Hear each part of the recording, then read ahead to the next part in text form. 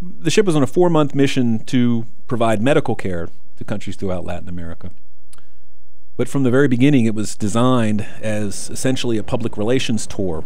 The government and the Navy knew that this big white ship with a red cross on the side was a good tool for spreading goodwill. It was a very conspicuous presence when it pulled into people's harbors.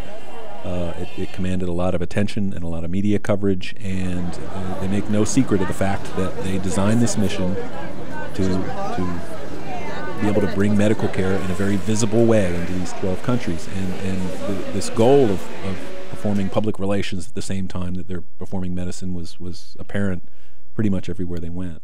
If I show preferential treatment to you, I got to do it to everybody. Okay. All right, there's a process in line. Okay?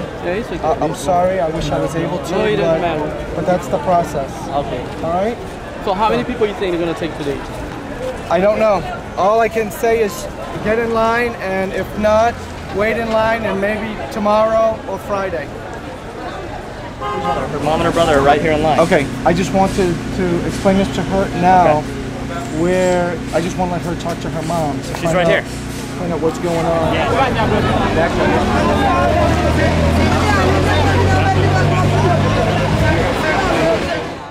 Most people would say the ship's greatest capability is its surgical capability. That was used somewhat on a limited basis because the ship couldn't get close into ports to get enough patients on and off.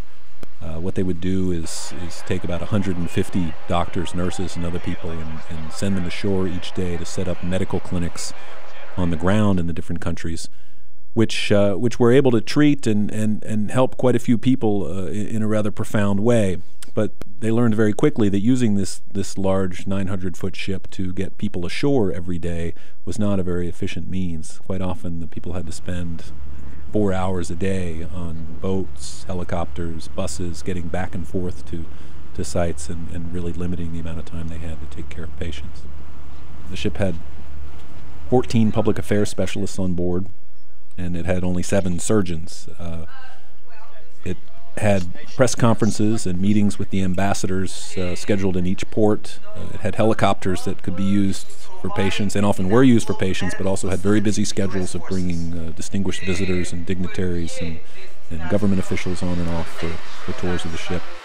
At the end of every day, there was a briefing on board ship where they would go over how the day's activities had gone, and public relations was given equal treatment to the medical services that were provided. It was very clear at every turn that public relations was every bit as important a goal of this mission as humanitarian medical care.